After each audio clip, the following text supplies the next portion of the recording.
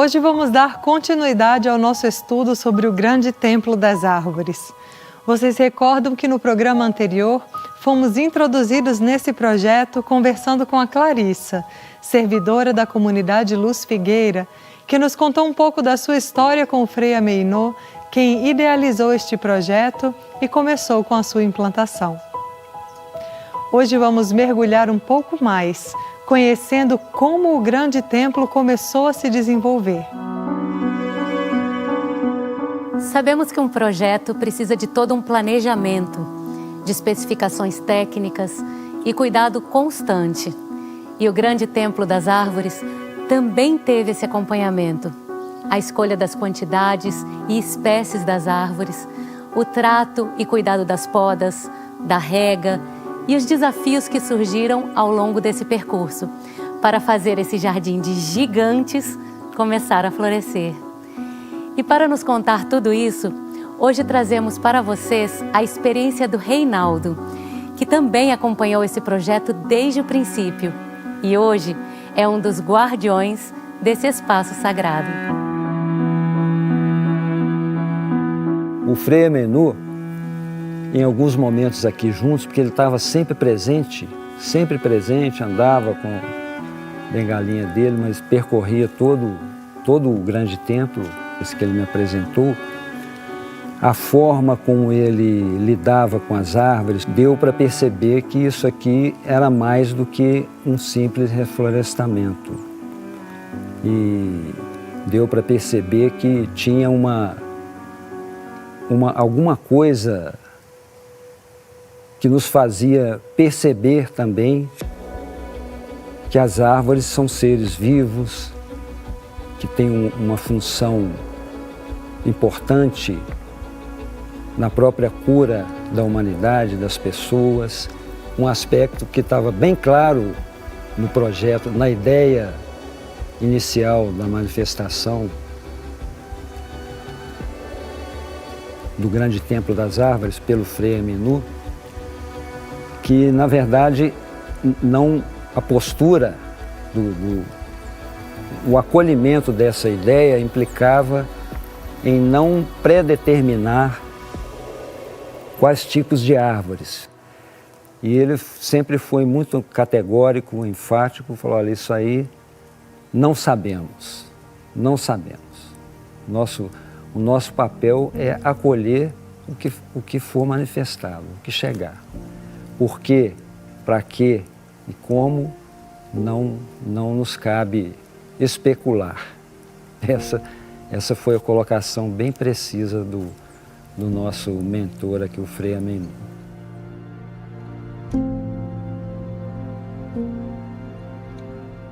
Nesse projeto, uma condição que ele em algum momento colocou, expressou, é que o cerne dessa ideia consiste em não criar nenhum aspecto utilitário, não ser um projeto utilitarista. Então, não é para esperar nada das árvores, não é para elas darem fruto, não é para elas ficarem bonitas, é como ele diz no texto, para elas se manifestarem como elas são.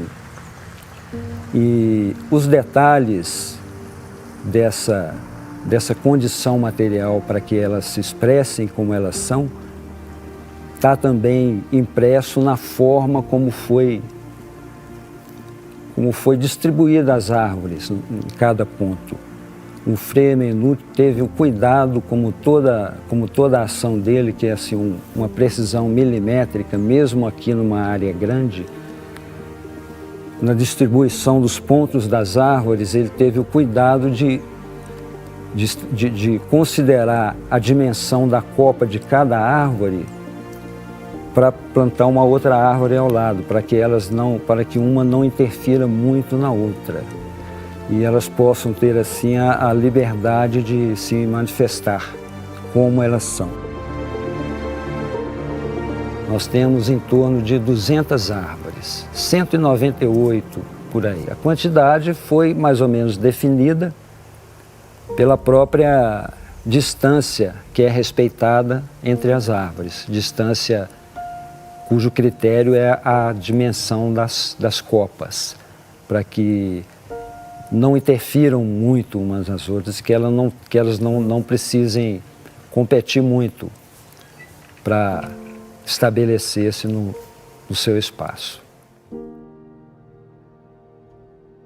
Aqui no Grande Templo das Árvores nós temos espécies de diferentes regiões do Brasil, algumas exóticas de fora do continente até, e árvores nativas. Algumas, como as nativas, se desenvolvem melhor, se adaptam melhor, como o jacarandá, essa gigante, a orelha de macaco, a canafístula, 3 espécies de jequitibás, jequitibá branco, jequitibá rosa e o jequitibá lilás. Temos a copaíba, está desenvolvendo bem, também se adapta muito bem, que é típica da região, produz aquele óleo super aromático, não é?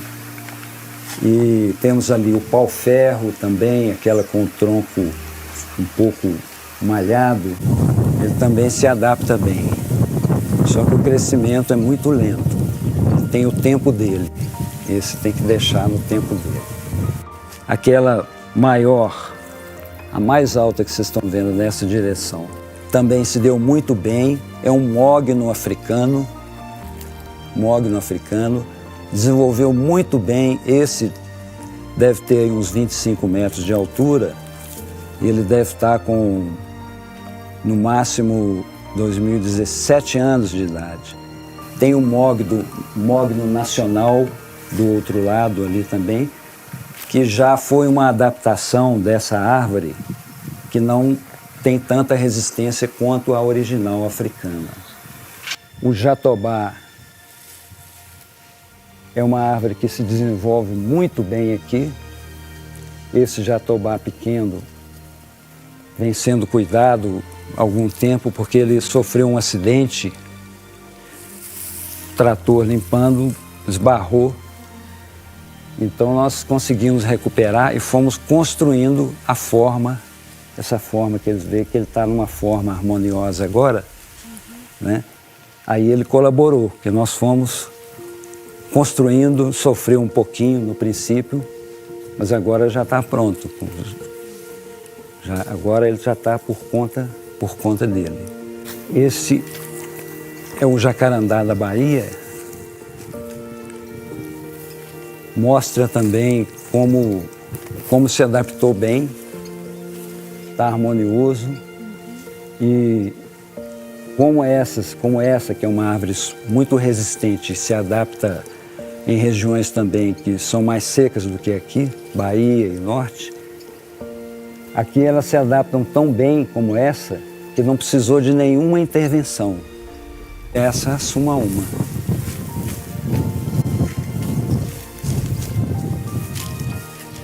Ela está desenvolvendo muito bem porque ela é nova. Ela é um primo primeiro da paineira. Desenvolveu muito bem, ela deve ter em torno de 5 anos.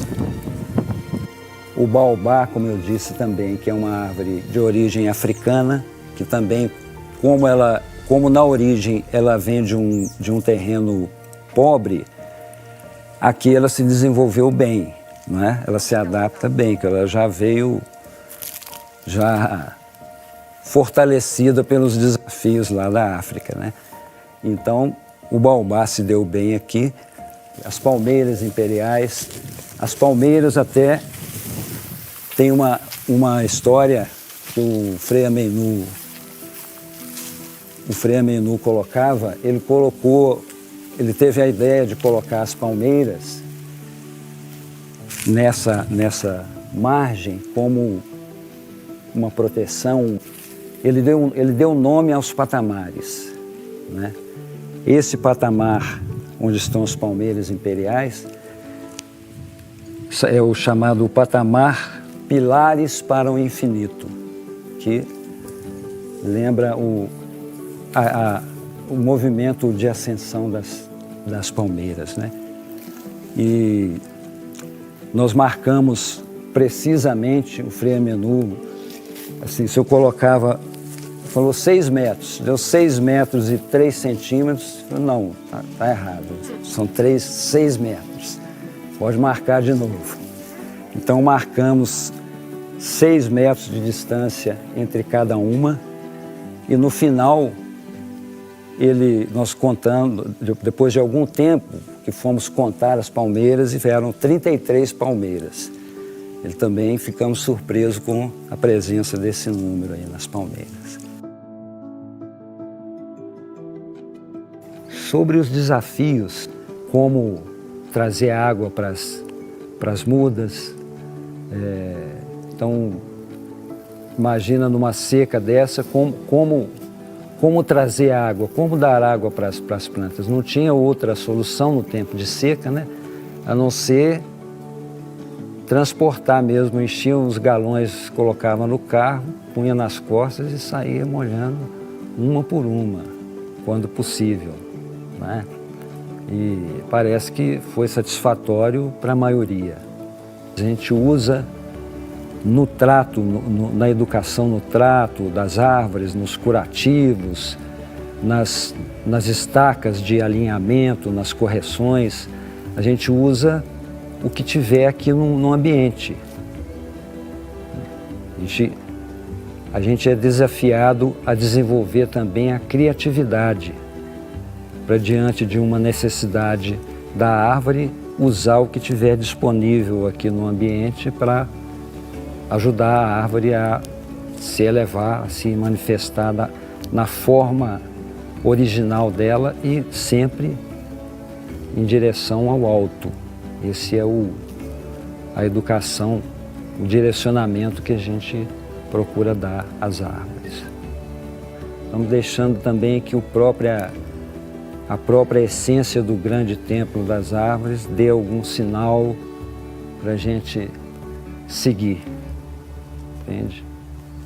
Não sabemos qual que é o plano maior para essas árvores, né? Qual a função, a missão dela, não sabemos. Sabemos, é claro, como eu disse, que tudo está ligado à cura. Algumas pessoas que passam por aqui, que entram, caminham, manifestam assim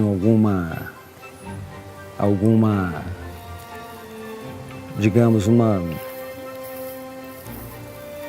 um certo equilíbrio, né? Uma certa tranquilidade, uma serenidade que traz aqui, estar aqui. Então acho que algumas coisas já sinalizam nesse aspecto aí do trabalho de cura, isso não há dúvida.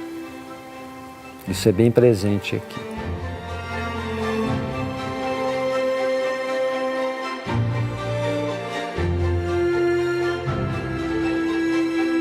Quantas coisas podemos aprender e viver com os reinos da natureza, não é verdade? Vamos percebendo que quando nos dispomos a servir com os reinos, a construir um espaço para que a cura se manifeste, desde o princípio, nossa consciência vai sendo trabalhada. Nosso mundo interior é chamado a mergulhar nas suas profundezas, assim como as sementes das árvores. Nós somos levados a criar raízes consolidadas em nosso interior com o propósito da nossa existência, que é a evolução da consciência e levar conosco nessa evolução todos os seres vivos da Terra, incluindo as árvores. Finalizamos aqui este capítulo, mas o grande templo ainda está crescendo.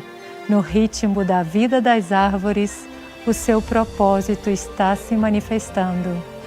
No próximo capítulo, vamos saber como vai culminar a realização deste projeto de cura neste lugar sagrado.